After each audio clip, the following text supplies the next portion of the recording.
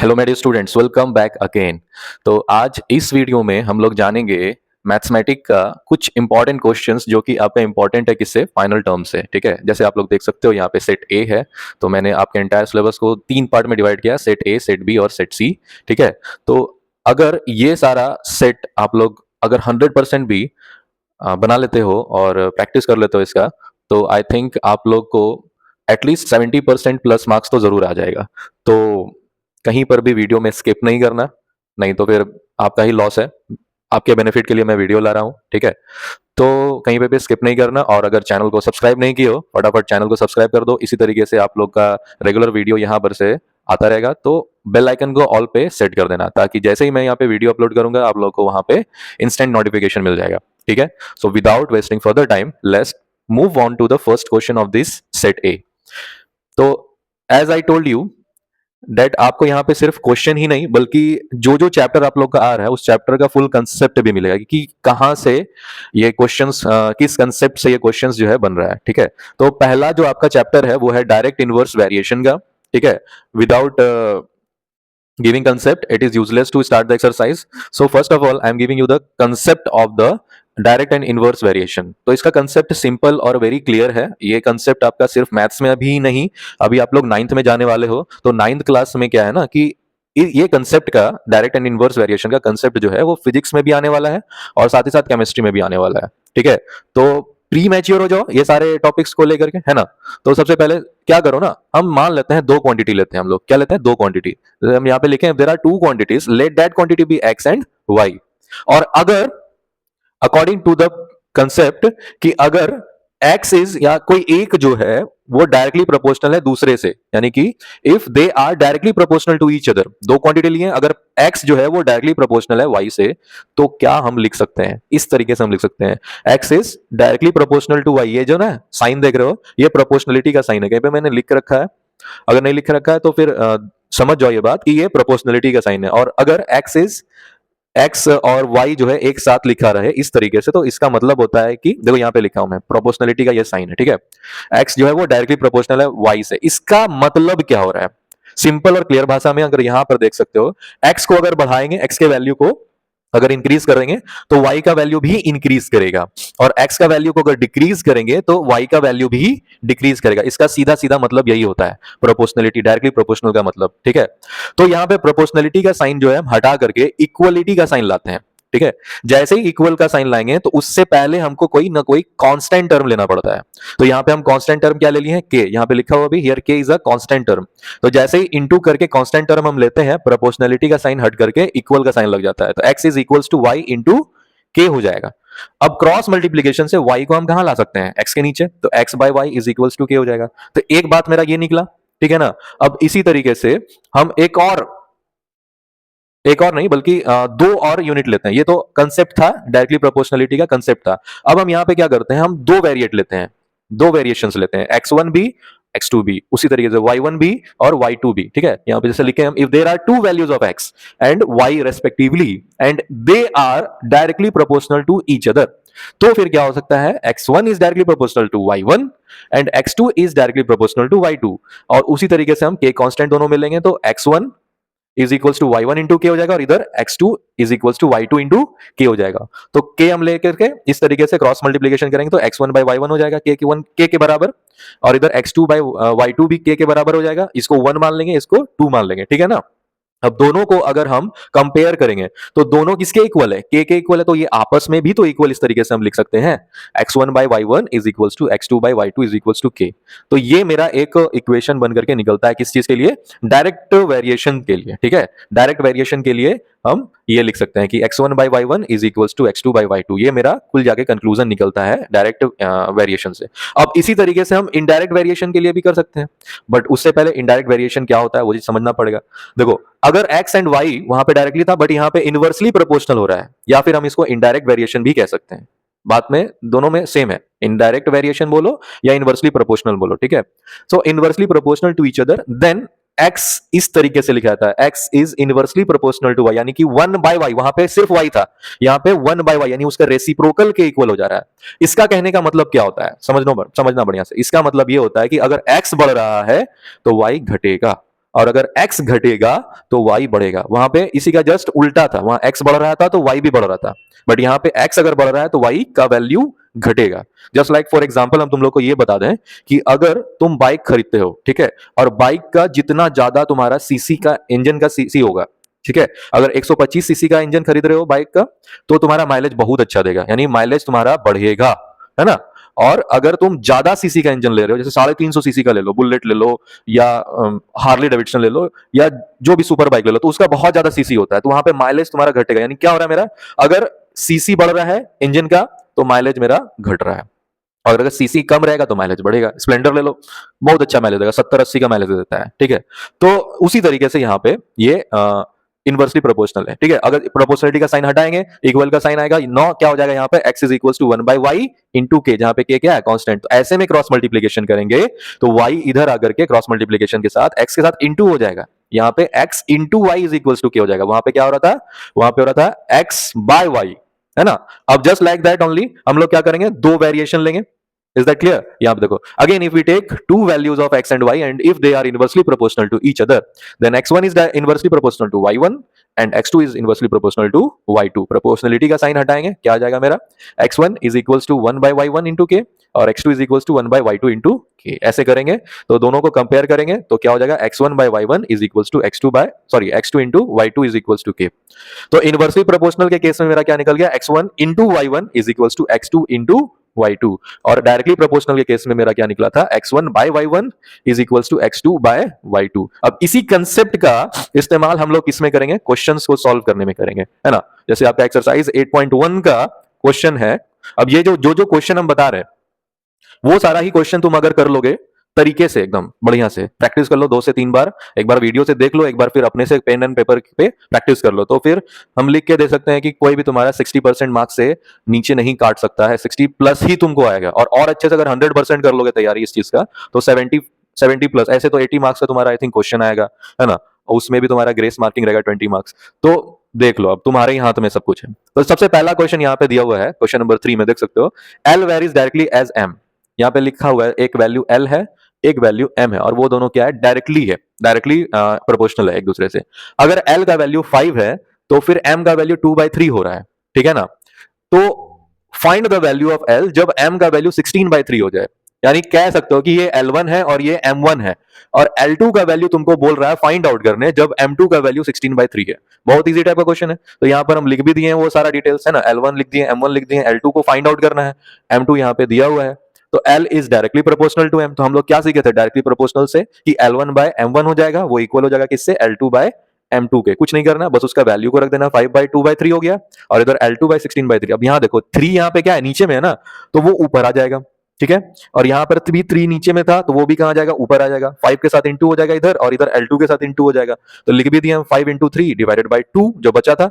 और क्या हो जाएगा, एक्चुअली यहाँ पे ना पहले क्रॉस मल्टीप्लीकेशन हम कर दिए, क्या कर दिए, 16/3 जो है डिवीजन में है ना।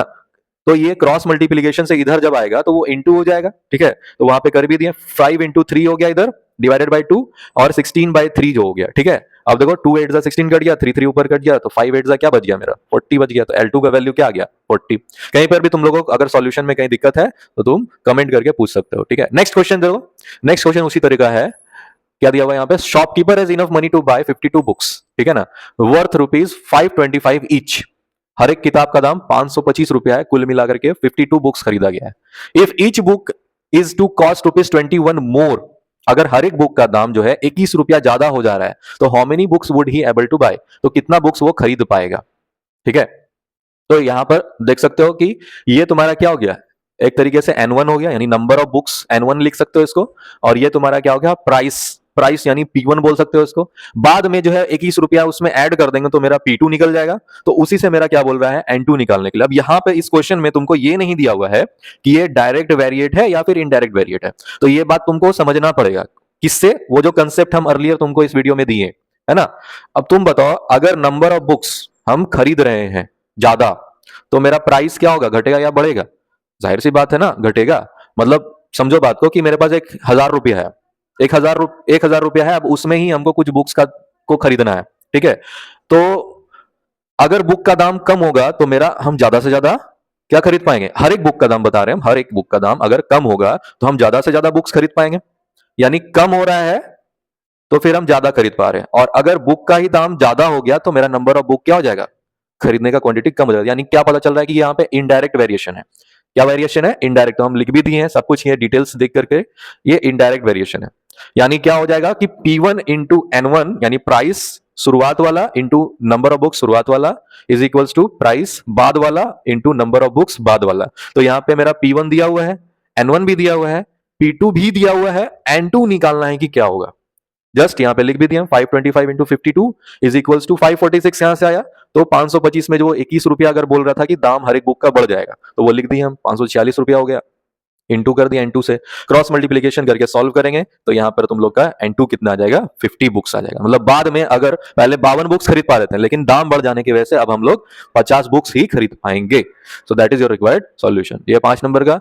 अब देखो इसके बाद है 9 नंबर क्वेश्चन, जो कि इंपॉर्टेंट है। ठीक है, क्या कहता है क्वेश्चन की in a camp there is enough rice for 300 person for 42 days. किसी कैंप में 300 आदमी के लिए खाना पड़ा हुआ है और वो इनफ है 42 डेज के लिए। ठीक है, अब कुछ दिन के बाद क्या बोल रहा है कि how long will the rice lice last if 50 more join the camp. अगर 50 और आदमी आ जाता है कैंप में तो अब वही खाना कितने दिन तक चलेगा? अब जाहिर सी बात है ना, जितना कम आदमी रहेगा कैंपिंग में उतना ज्यादा दिन तक वही खाना चलेगा। जितना कम आदमी रहेगा उतना ज्यादा दिन तक खाना चलेगा, और जितना ज्यादा आदमी आएगा उतना कम दिन तक वही खाना लास्ट हो करेगा। तो यानी क्या हो रहा है यहाँ पे? इनवर्सली हो रहा है, राइट। एक बढ़ रहा है तो दूसरा घट रहा है, दूसरा घट रहा है तो पहला वाला बढ़ रहा है ना। तो यहाँ पे भी क्या है? Indirect variation. तो तुम इस हिसाब से यहाँ पे लिख सकते हो कि ये क्या हो गया? ये हो गया नंबर ऑफ पर्सन, यानी M मान सकते हो कि मैन है, ये M1 मान सकते हो इसको। और ये D हो गया, D हो गया, डेज हो गया। अब बाद में जो है 50 और आदमी आ गया, 300 था अब 350 आदमी हो गया, तो M2 हो गया ये। तो तुमको यही बोल रहा है कि कितना दिन तक लास्ट करेगा, यानी कि D2 बोल रहा है निकालने। तो यहाँ पे M1 D1 M2 D2 हम मेंशन कर दिए हैं। अब उसके बाद जो है by direct inverse as I told you क्या हो जाएगा? M1 into D1 is equals to M2 into D2। सारा का सारा वैल्यू रख दोगे। D2 का तुम्हारा क्रॉस मल्टीप्लीकेशन से इधर 350 उधर चला जाएगा डिवाइड में, कैलकुलेशन कर लोगे, सॉल्व कर लोगे तो तुम्हारा D2 का वैल्यू 36 डेज आ जाएगा। पहले कितना 50 दिन, सॉरी 42 डेज तक लास्ट कर रहा था, बट अब आदमी बढ़ जाने की वजह से मात्र सिर्फ 36 डेज के लिए ही लाई करेगा। So these were your questions of exercise 8.1। ठीक है, एक और क्वेश्चन है शायद, देखते हैं। नेक्स्ट क्वेश्चन जो है आप लोग का यहाँ पर है, a jeep finishes a journey in 9 hours at a speed 60 kilometre per hour. by how much its speed should be increased so that it takes only 6 hours to finish the same journey। कह रहा क्या कि एक jeep है, ठीक है, वो 9 घंटा में 60 किलोमीटर पर आवर के स्पीड से कोई जर्नी को कंप्लीट कर रहा है। ठीक है, अगर उसका स्पीड को बढ़ा दिया जाए तो जल्दी खत्म करेगा ना, जाहिर सी बात है। अगर स्पीड ज्यादा हो जाएगा तो टाइम मेरा कम लगेगा, तो कितना घंटा? 6 ही घंटा लग रहा है।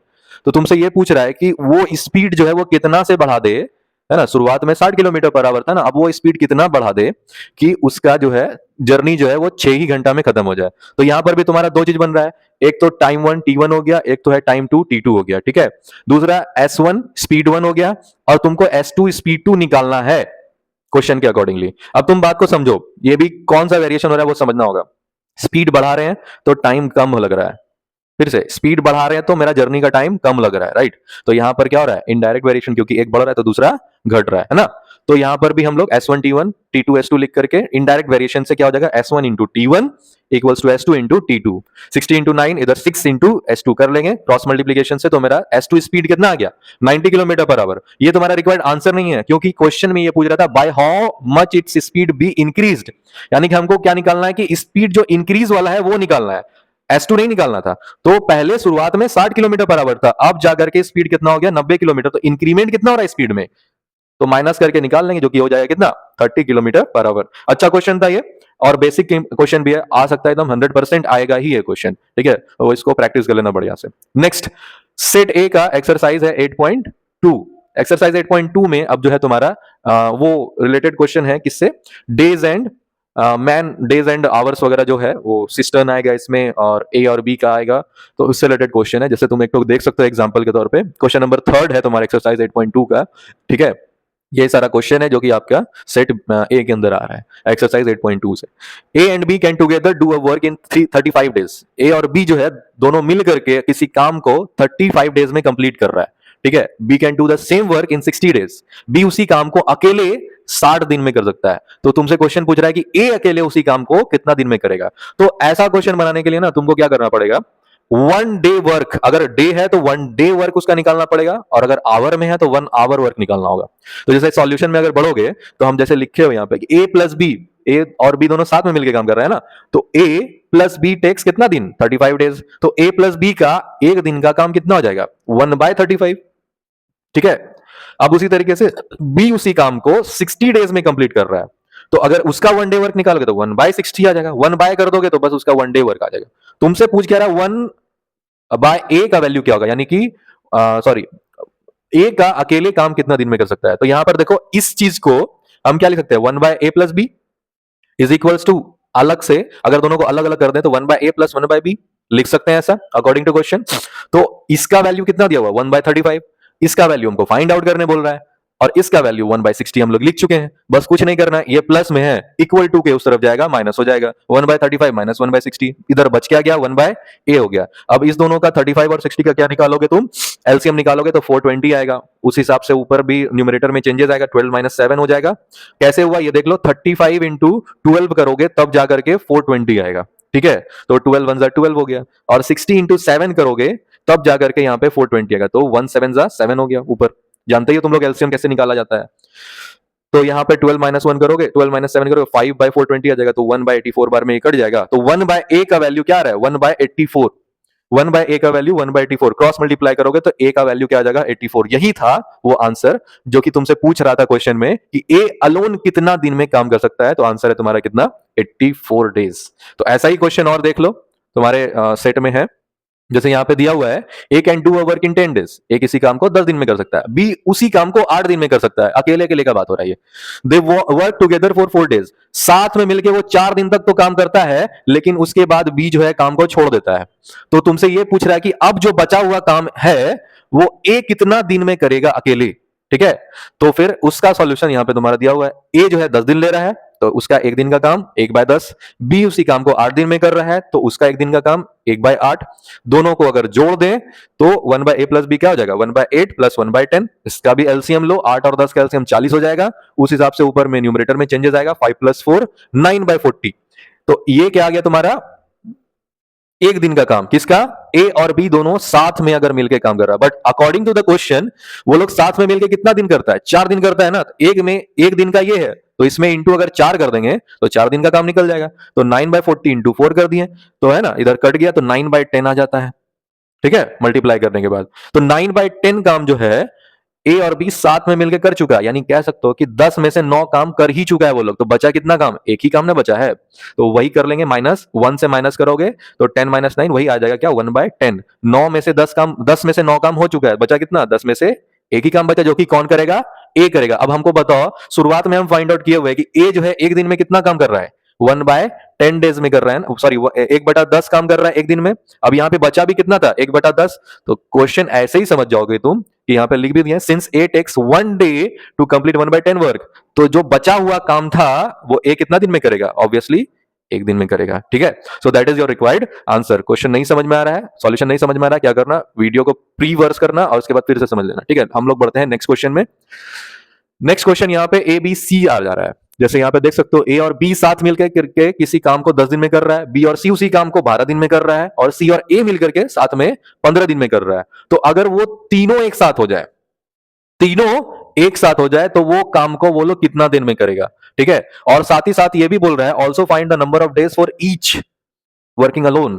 ठीक है, हर एक का अलग अलग पूछ रहा है, तो इसका सॉल्यूशन काफी लंबा बनेगा, एकदम बारीक से एक हर एक स्टेप को देखना। ए प्लस बी किसी काम को 10 दिन में कर रहा है, तो उसका एक दिन का काम 1/10। बी और सी उस काम को 12 दिन में कर रहा है, तो उसका एक दिन का काम 1/12। और सी और ए जो है किसी काम को 15 दिन में कर रहा है, तो उसका एक दिन का काम 1/15। अब ये सबको हम ऐड कर दिए, ठीक है ना। तो यहां पर क्या हो जाएगा, तुम देखो, a plus B plus A plus C plus A, सबको ऐड करेंगे तो 2a plus 2b plus 2c आ जाएगा। यानी यहाँ पे क्या था, 2a 2b और 2c था, और इधर तुम्हारा सबको ऐड कर दिए, 1/10 1/12 1/15। तो 12 15 और 10 का एलसीएम आएगा 60। ठीक है ना, तो उसके हिसाब से 6 + 5 + 4 भी हो जाएगा। कैसे, 10 6 = 60 ना, तो 1 6 = 6, 12 5 = 60, तो 1 5 = 5, और 15 4 = 60, तो 1 4 = 4। अब ऐड कर दिए तो 15/60 यानी कि 1/4 आ जाएगा। ठीक है, इधर है 2 और इधर है 1/4। Is that clear? तो यहाँ पे क्रॉस मल्टीप्लीकेशन करोगे तो a plus B plus c बराबर क्या हो जाएगा?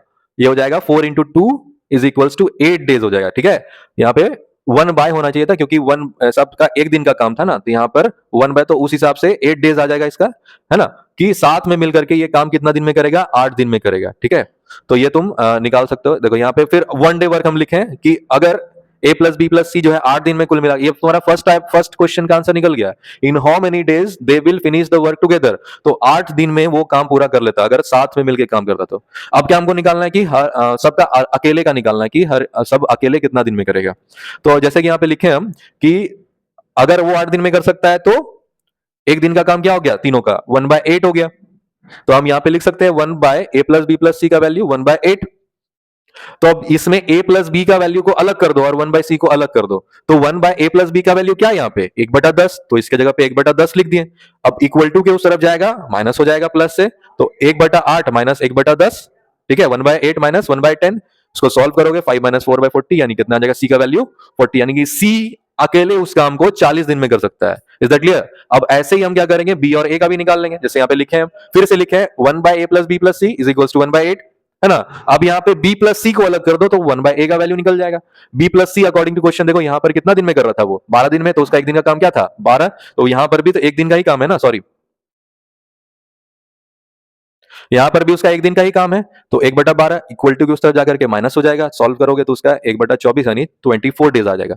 अब उसी तरीके से अब बचा क्या? a का बचा ना, सॉरी कहाँ गया, सॉरी b का बचा।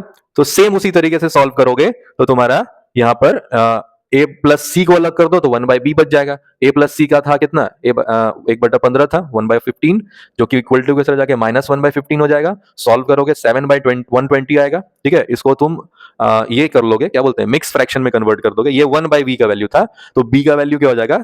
120/7। इसको कर लोगे तो 17 1/7 डेज आ जाएगा। तो अगर तुम तीनों को कंपेयर करोगे तो ए, बी और सी का यहाँ पे डायरेक्ट आंसर लिखा हुआ है। ठीक है, तो ये जो है ना बहुत इंपॉर्टेंट क्वेश्चन था, बेसिक क्वेश्चन था तुम्हारे इस पर्टिकुलर एक्सरसाइज का। ठीक है, हाँ, चांसेस कम है आने का, बट अब आ गया तो फिर तुमको सॉल्व करना ही पड़ेगा। ठीक है, क्योंकि एज यू नो ये काफी लंबा सॉल्यूशन था। अगर आएगा भी तुम्हारे एग्जाम में क्वेश्चन ये वाला, तो हमको नहीं लगता है कि अलोन वाला सर देंगे। ठीक है, ये वाला पार्ट तक, यहां तक जो है ना कि a प्लस बी प्लस सी तीनों साथ में मिलकर कितना दिन काम कर सकता है, तो ये यहां तक सॉल्यूशन आ सकता है। इसके बाद वाला जो है चांसेस कम है कि वो आए। ठीक है, अकॉर्डिंग टू मी। और अगर आएगा तो तुम लोग सॉल्व कर ही देना, जो कि हम तुमको यहाँ पे एक्सप्लेन कर दिए हैं। ठीक है, तो ये है तुम्हारा एक्सरसाइज 8.2 से रिलेटेड क्वेश्चन। बढ़ते हैं नेक्स्ट एक्सरसाइज में। अब नेक्स्ट चैप्टर है तुम्हारा प्रैक्टिकल ज्योमेट्री। ठीक है, उससे रिलेटेड एक्सरसाइज 12.1 है, उससे रिलेटेड तुम्हारा 5, 11 और 15 जो है इंपॉर्टेंट क्वेश्चन बन रहा है। ठीक है, तो ये जो सारा क्वेश्चंस है इसको थोड़ा बढ़िया से कर लेना प्रैक्टिस। इसके लिए तुमको चाहिए इंस्ट्रूमेंट बॉक्स। ठीक है, तो इंस्ट्रूमेंट बॉक्स में तुमको, अगर इंस्ट्रूमेंट बॉक्स नहीं लेना है तो पर्टिकुलरली कॉम्पास ले लो, जिसको चाप कहते हैं हम लोग। दूसरा चीज है प्रोटेक्टर, जिसको चांद कहते हो। स्केल और पेंसिल तो तुम्हारे लिए कंपलसरी चीज है, वैसे भी मैथ्स के एग्जाम में लेके जाना ही होता है तुम लोग को। देखो कैसे बनेगा ये सारा क्वेश्चन। जो इंपॉर्टेंट क्वेश्चन है 3 ही है इस एक्सरसाइज से। ठीक है, ये 3 क्वेश्चन कर लो, बाकी सारा क्वेश्चन तुम्हारा डन है। देखो यहाँ पे क्या दिया हुआ है, इसको शॉर्ट में पहले समझना बात को। एक क्वाड्रिलेटरल हमको कंस्ट्रक्ट करना है। क्वाड्रिलेटरल मतलब 4 साइड वाला फिगर। ठीक है, कोई भी 4 साइड वाला फिगर को क्वाड्रिलेटरल कहते हैं। रेक्टेंगल, स्क्वायर, रोम्बस, पैरेललोग्राम सब उसी के अंदर आता है। ठीक है, तो उस क्वाड्रिलेटरल में क्यूआर का वैल्यू दिया हुआ है 4.5, आरपी का वैल्यू दिया हुआ है, एसपी के भी वैल्यू इक्वल दिया हुआ है 7.5, आरएस का वैल्यू 5 सेंटीमीटर है और क्यूएस का वैल्यू यहाँ पे मेरा 7 सेंटीमीटर है। तो सबसे पहले क्या करना है, यहाँ पे हम तुमको रफ में, ऑलरेडी मेरा बना हुआ है बट हम तुमको रफ में बता रहे हैं कैसे बनेगा। सबसे पहले देखो 4 साइड होगा तुम्हारा पी क्यू आर एस। अगर ट्राइंगल, सॉरी क्वाड्रिलेटरल है, P Q R S 4 side है, पी क्यू आर एस, तो कोई भी एक साइड पकड़ लो। पी क्यू होगा, क्यू आर होगा, है ना, फिर आर एस होगा और लास्ट में एसपी होगा। 4 साइड। तो यहां पर क्यू आर हमको सबसे पहले दिख रहा है, कितना है? 4.5 सेंटीमीटर। कुछ नहीं करो, एक क्यू आर बना लो। ठीक है, क्यू आर का साइड बना लो। कितना दिया हुआ? 4.5, तो 4.5 सेंटीमीटर, 4.5 सेंटीमीटर का क्यू आर बना लो। ठीक है, ये हो गया Q R with the help of scale. ठीक है, नेक्स्ट क्या बोल रहा है तुमको? अब जाहिर सी बात है, आर के बाद ऊपर क्या बनेगा? एस ही बनेगा, नहीं आर एस। तो आर एस यहां पर देख सकते हो कितना सेंटीमीटर है? 5 सेंटीमीटर। तो कुछ नहीं करना, एक आर्क लो 5 सेंटीमीटर का। ठीक है, यहां पे रखो और इधर कट कर दो ऐसे। Is that clear? अब एस जो है यहाँ पे बनेगा, लेकिन एस के लिए एक और पर्टिकुलर हमको आर्क चाहिए, है ना।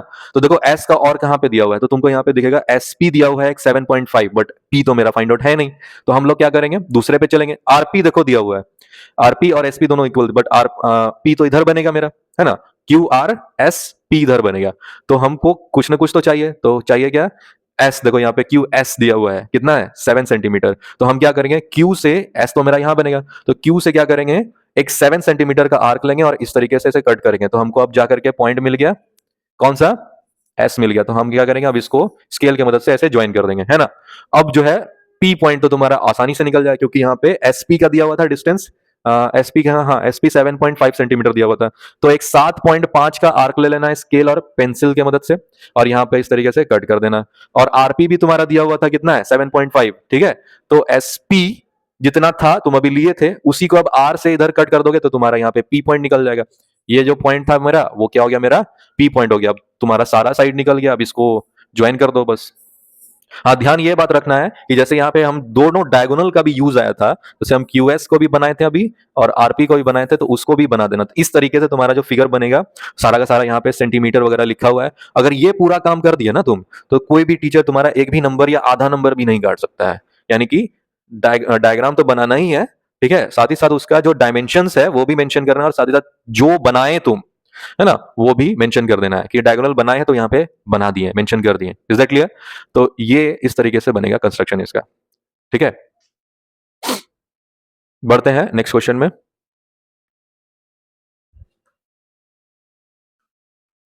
नेक्स्ट क्वेश्चन देखो, नेक्स्ट क्वेश्चन है थोड़ा सा पेचीदा टाइप का, यहाँ पे डायग्राम भी अजीब टाइप का बना है इसका, है ना। कंस्ट्रक्ट अ क्वाड्रिलेटरल एबीसीडी, यहाँ पे तुमको एक एबीसीडी क्वाड्रिलेटरल कंस्ट्रक्ट करने के लिए बोला जा रहा है, जिसमें कि ए बी का वैल्यू है 5 सेंटीमीटर, बी सी का वैल्यू है 7 सेंटीमीटर, एंगल ए जो है वो 60 डिग्री है और एंगल बी जो है वो 120 डिग्री है। तो इसमें ना कोई भी एक साइड पकड़ना पड़ेगा सबसे पहले। जैसे यहाँ पे हम पकड़ लिए हैं ए बी, देख सकते हो यहाँ पे एक लाइन ए बी बना लेना है, जिसका मान कितना है 5 centimetre. Is that clear? 5 centimetre बना लेना है ए बी।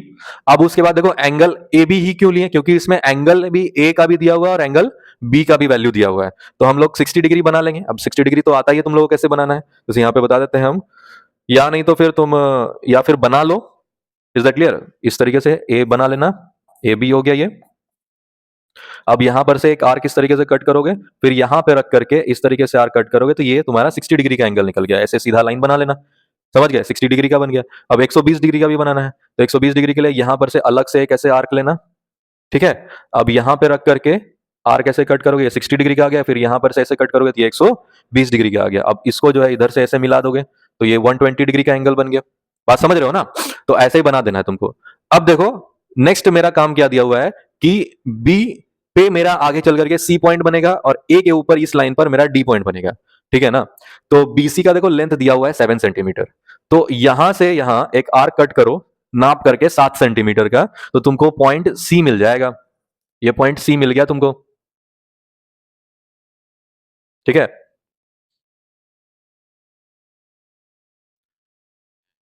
ये पॉइंट सी मिल गया तुमको। अब यहां पे ना सी का भी एंगल दिया हुआ था कितना, 150 डिग्री। कितना दिया हुआ था, 150 डिग्री। तो तुम क्या करो यहाँ पे 150 डिग्री का एंगल बना लो। अब इसको बनाओगे कैसे, कॉपी को कर लेना टेढ़ा, हम बोर्ड को तो टेढ़ा नहीं कर सकते हैं, तो कॉपी को टेढ़ा कर लेना, यहां पर बना लेना इस तरीके से आर्क। Is that clear? पूरा ही बना लेना।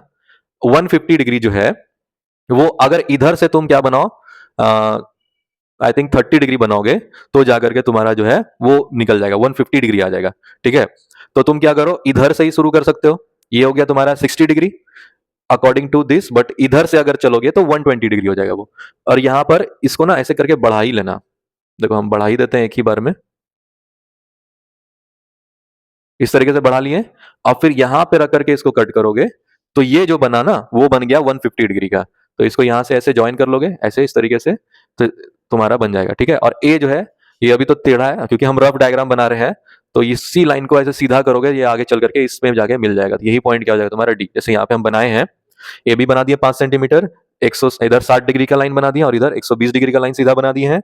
फिर सी मिल गया 7 सेंटीमीटर का आर्क लेकर के, यहाँ पे सी पॉइंट मिल गया हमको, है ना। फिर यहाँ पर 150 डिग्री का आर्क के लिए हम कट किए, इधर से ही 120 डिग्री और इसको जोड़ जोड़ लिए, और ये पॉइंट ऐसे जाकर के मिला दिया। और यही देखो, यही पॉइंट जो है, यही लाइन जो है वो सीधा जाकर के डी को मर्ज कर जा रहा है, मिल जा रहा है। वही पॉइंट क्या हो गया मेरा डी। तो ये है रिक्वायर्ड तुम्हारा सॉरी क्वाड्रिलेटरल ABCD, ठीक है।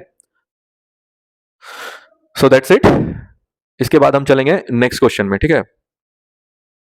नेक्स्ट क्वेश्चन जो है वो तुम्हारा क्वेश्चन नंबर 15 है, ठीक है। इसमें भी तुमको क्वाड्रिलेटरल PQRS बनाना है, जिसमें तुमको एंगल P, एंगल R दोनों इक्वल दिया हुआ है, 60 डिग्री के इक्वल है, ठीक है।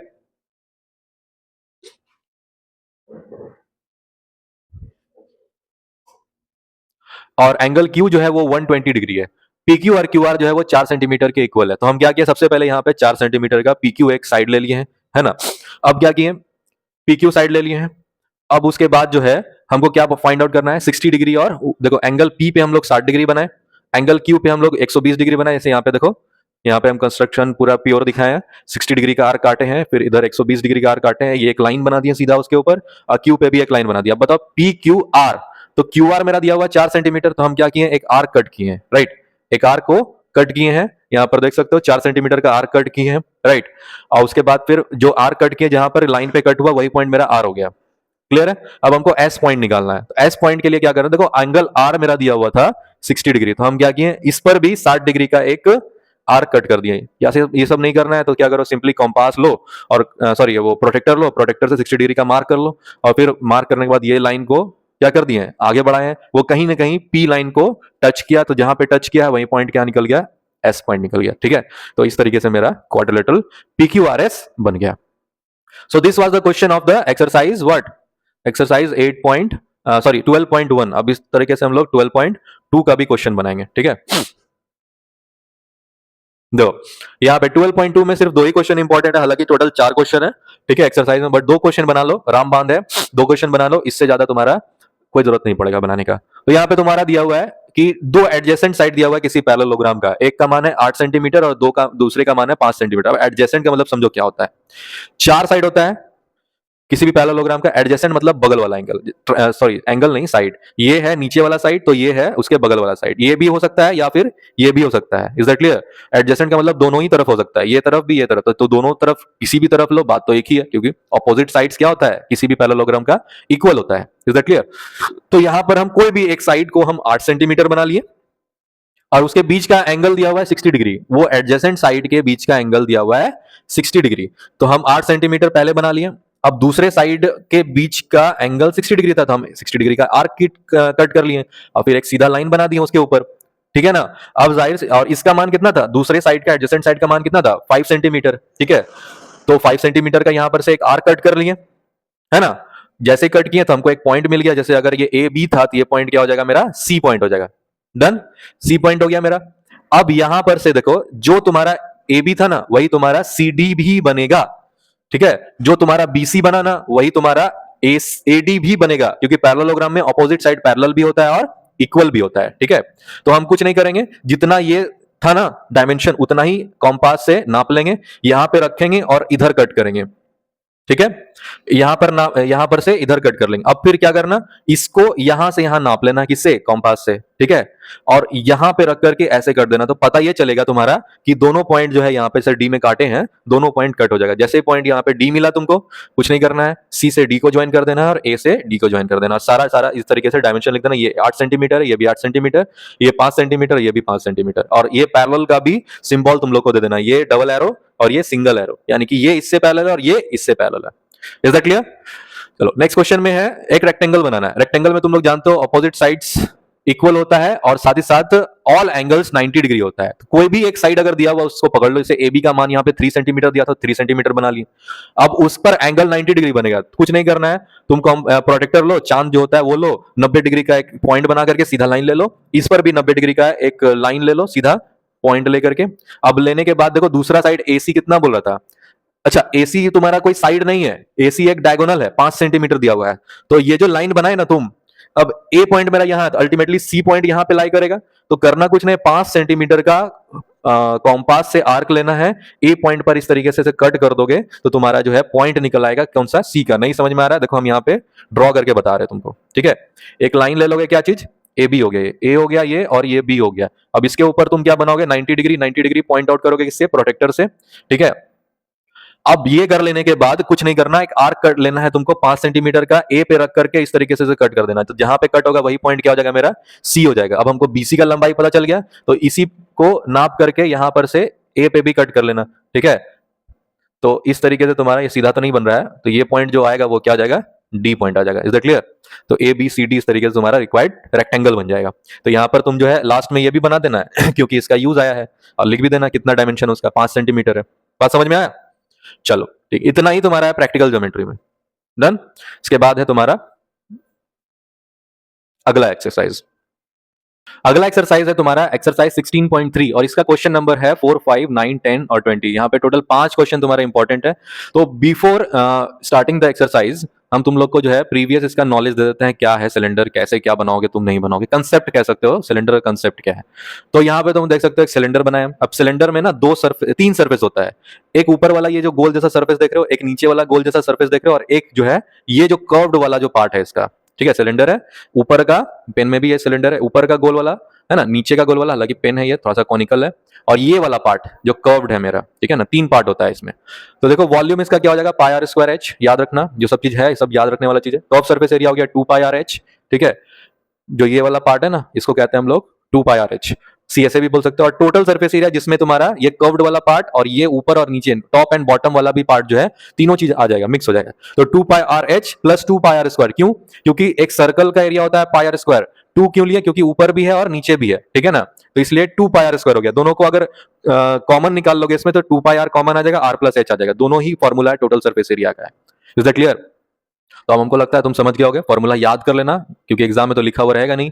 तो सबसे पहला क्वेश्चन यहाँ पे तुम्हारा रेडियस दिया हुआ है किसी सिलेंडर का, हाइट दिया हुआ है, एकदम स्ट्रेट फॉरवर्ड क्वेश्चन। तुमको इसका टोटल सरफेस एरिया निकालना है। लिख देंगे इस तरीके से, रेडियस और हाइट टीएसए हम लोग जानते हैं 2 pi R plus R plus H. एकदम फॉर्मूला बेस्ड क्वेश्चन रहेगा, कुछ भी तामझाम नहीं है इसमें, ठीक है। एकदम ये तो चैप्टर का क्वेश्चन एकदम बनाना ही बनाना है तुम लोग को। तो कुछ नहीं, 22/7 होता है पाई का वैल्यू, रख देंगे, आर का वैल्यू 7 रख देंगे, अंदर में 7 प्लस 21 28 हो जाएगा, और इधर 7 7 काट देंगे, 22 इंटू 2 44, 44 इंटू 28 कर लेंगे, कितना आ जाएगा 1232 मीटर स्क्वायर। तो ये है तुम्हारा रिक्वायर्ड आंसर। एकदम सिंपल बेसिक सा क्वेश्चन था, फॉर्मूला बेस्ड क्वेश्चन था। आगे बढ़ते हैं। नेक्स्ट है सिलेंडर है, उसका वॉल्यूम दिया हुआ है, हाइट भी दिया हुआ है, रेडियस निकालना। Another very easy type question. Volume दिया हुआ है 3080, हाइट दिया हुआ है 20, है ना, रेडियस मात्र हम लोग को निकालना है, ठीक है। तो हम लोग लिख सकते हैं इस तरीके से, volume is equals to pi are square h, है ना। 3080 बराबर 22/7 आर का स्क्वायर इंटू 20। तो 20 और 22/7 दोनों इंटू में इधर आगे क्या होगा, डिवाइड हो जाएगा। तो 7 ऊपर आ जाएगा, 22 नीचे और 20 भी नीचे, तो 22 इंटू 20 हो गया, 3080 इंटू 7 हो गया।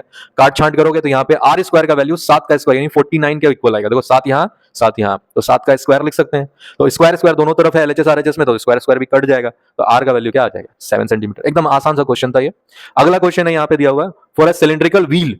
एक सिलिंड्रिकल क्या दिया हुआ है, व्हील, चक्का है जो कि सिलिंड्रिकल है, जो ऐसे घूम रहा है। ऐसे कभी भी चक्का नहीं घूमता है, ऐसे घूमता है, ठीक है, इस तरीके से घूम रहा है। तो क्वेश्चन में क्या होगा ना, यहाँ पे जैसे दिया हुआ है क्या चीज, क्वेश्चन में यहाँ पे जैसे दिया हुआ है हाइट, सिलेंडर का बेसिकली क्या होता है हाइट, बट यहाँ पे क्या होगा उसका लेंथ दिया रहेगा, किसका, व्हील का। जैसे यहाँ पे दिया हुआ है सिलिंड्रिकल व्हील, उसका डाया जो है, गोलाई जो है 120 सेंटीमीटर, और लेंथ देखो दे दिया है, लेंथ एक्चुअली वो लेंथ क्या है, हाइट है। बात को समझ जाना, 84 सेंटीमीटर। इट टेक्स 1000 रिवॉल्यूशन, यानी कि 1000 बार वो चक्कर लगा रहा है। तो जो है पूरा का पूरा मतलब समझो है ना, एक प्लेग्राउंड को कवर कर जा रहा है 1000 चक्कर में। तो तुमसे ये पूछ रहा है कि उसका एरिया क्या होगा प्लेग्राउंड का। अब हमको एक बात बताओ, ये जो चक्का घूमेगा प्लेग्राउंड के ऊपर, क्या इसका रोल आ रहा है, बोलोगे नहीं सर। इसका रोल आ रहा है, नहीं सर। रोल किसका आ रहा है, ये कर्व पार्ट का आ रहा है, ठीक है। किसका रोल आ रहा है, ये कर्व्ड जो एरिया है, कर्व्ड सरफेस एरिया जो उसका पार्ट आ रहा है। तो हम जो है इसीलिए क्या कहें, सारा सारा गिवन डाटा लिख दिए हैं, और उसके बाद हम लिख सकते हैं कि curve surface area of a wheel, curve surface area of wheel कितना बार, 1000 बार अगर क्या हो रहा है, रोल कर रहा है, तो वही क्या हो जाएगा मेरा एरिया ऑफ प्लेग्राउंड हो जाएगा। कुछ नहीं किया, सीएसए का formula 2 pi R H into 1000, तो सारा का सारा वैल्यू रख दिए, इंटू 1000 कर दिए, ठीक है। उसको सॉल्व कर दोगे इस तरीके से तो 3168 तुम्हारा क्या आ जाएगा, कट छट करके आंसर आ जाएगा। यही तुम्हारा क्या है जी, एरिया ऑफ प्लेग्राउंड है, that is your required answer. Is that clear? चलो नेक्स्ट क्वेश्चन में चलो बढ़ते हैं। नेक्स्ट क्वेश्चन है तुम्हारा 10 नंबर, ठीक है। उसके बाद लास्ट है 20। 10 में थोड़ा सा है क्वेश्चन समझने वाला। कहता है यहाँ पे वॉल्यूम ऑफ मड, एक second, volume of mud taken out digging a cylindrical tank. एक ना गोल जैसा कुआं खोदा जा रहा है, तो खोदेगा तो क्या निकलेगा, अंदर से मिट्टी निकलेगा। उस मिट्टी को जो है एक कोई फील्ड के ऊपर स्प्रेड कर दिया जा रहा है। अब जैसे किसी मिट्टी को फील्ड पे स्प्रेड करोगे तो उसका कुछ ना कुछ हाइट इंक्रीज होगा ना, बस इसी से रिलेटेड क्वेश्चन है। ठीक है, cylindrical tank is 1540 metre cube, उसका वॉल्यूम दे दिया है, तुमको बोल रहा है find the depth of the tank. अच्छा सॉरी, वो जो क्वेश्चन हम बताएं वो दूसरा है। यहाँ पे पूछ रहा है find the depth of the tank, dia है 7 मीटर। एकदम बहुत आसान क्वेश्चन है। क्वेश्चन क्या कह रहा है, वॉल्यूम दिया हुआ है, डेप्थ भी दिया हुआ है। Is that clear? नहीं सॉरी, डेप्थ ही निकालना है। अगर बेस का डायमीटर जो है वो 7 मीटर है, डायमीटर है 7 मीटर, तो रेडियस क्या हो जाएगा उसका आधा, 7/2 हो जाएगा। Is that clear? तो जैसे यहाँ पे volume of mud is equal to volume of tank. अच्छा, वो बोल रहा है क्वेश्चन में कि वॉल्यूम किसी मड का जो है, volume of mud taken out digging a well, मतलब जितना मड आएगा, जितना मिट्टी बाहर निकालोगे, वही तुम्हारा सिलिंड्रिकल टैंक का भी तो वॉल्यूम हो जाएगा। वही चीज है यहाँ पे लिखे हैं, volume of mud is equals to volume of tank is equals to 1540। यानी कि डाया जो दिया हुआ है वो 7 है, तो रेडियस 7/2। डेप्थ और हाइट दोनों इक्वल होता है, डेप्थ गहराई को कहते हैं और हाइट ऊंचाई को कहते हैं, तो बात दोनों का एक ही है। तो यहाँ पे volume is equals to pi are square h, 1540 22/7 into 7/2 into 7/2, क्योंकि आर का स्क्वायर है, तो 7/2 इंटू 7/2 इंटू हाइट। ठीक है, तो यहाँ पे हम काट दिए हैं, देखो 2 को 11 बार में और 7 काट दिए हैं, तो जो बचा क्रॉस मल्टीप्लीकेशन से 2 एक बचा है तो वो ऊपर चला जाएगा, और एक 7 और 11 बचा है तो वो नीचे आ जाएगा। तो यहाँ पे किए हैं 7 इंटू 11, है ना, तो बाद में भी 7 कट गया 1540 से 140 बार में, फिर सॉरी 11 से काटे हैं 140 बार में, और फिर 7 से काटे हैं 20 बार में, तो 20 इंटू 240 मीटर तुम्हारा हाइट, यानी कि वो कुएं का वो गहराई निकल गया है। ठीक है, so that is your required answer. Next question है तुम्हारा 20 नंबर, जो कि तुम्हारा लास्ट क्वेश्चन है सेट ए का। ठीक है, सेट ए फाइनली तुम्हारा हो रहा है कंप्लीट। सेट ए का लास्ट क्वेश्चन कह रहा है, how many cubic metre of earth must be dug to sink a well 22.5 metre deep and dia 7 metre, also find the cost of plastering the inner curve surface area at the rate 3 per metre square. तुमसे question ये पूछ रहा है कि एक कुआं बनाना है, ठीक है ना, और कुआं का गहराई जो है वो डेप्थ जो है वो दिया हुआ 22.5 मीटर, और उसका डाया जो है वो 7 मीटर है, तो रेडियस निकाल लोगे 7/2 से। ठीक है ना, अब उसका वॉल्यूम तुम निकाल लिए, वॉल्यूम पायर स्क्वायर एच कर करके, जो कि कितना आया 866.25। ठीक है, अब हमको क्या करना है, उसका प्लास्टरिंग निकालना है, वॉल्यूम को निकालना ही था उसका, साथ ही साथ तुमको क्या बोल रहा है, वो जो कुआं का जो गोलाई पार्ट जो होगा ना, उसको प्लास्टर करना है। अब उसका प्लास्टर का कॉस्ट है 3 पर मीटर का, पहले तो कर्व सरफेस एरिया निकालो तब ना उसमें 3 मल्टीप्लाई करोगे, तो सीएसए हम यहाँ पे डायरेक्ट निकाल दिए। टोटल कॉस्ट हमको बोला था निकालने, टोटल कॉस्ट ऑफ प्लास्टरिंग क्या हो जाएगा, उसका जो सीएसए है उसको रेट में मल्टीप्लाई कर देंगे। सीएसए होता क्या है, 2 पाई आर एच होता है, जो कि हम यहाँ पे रख दिए 2 पाई आर एच, उसका वैल्यू रख दिए, और लास्ट में कुछ नहीं किए, 3 रुपया प्रति मीटर स्क्वायर था ना, तो 3 को इंटू कर दिए, तो यहाँ पर सॉल्व करोगे तो तुम्हारा 1485 रुपया आएगा। ठीक है, 1485 रुपीज आएगा, जो कि तुम्हारा क्या था, कॉस्ट था। So that was your required questions of set ए। अब इसी तरीके से सेट बी आएगा, फिर सेट सी भी आएगा, तो बी रेडी फॉर दैट।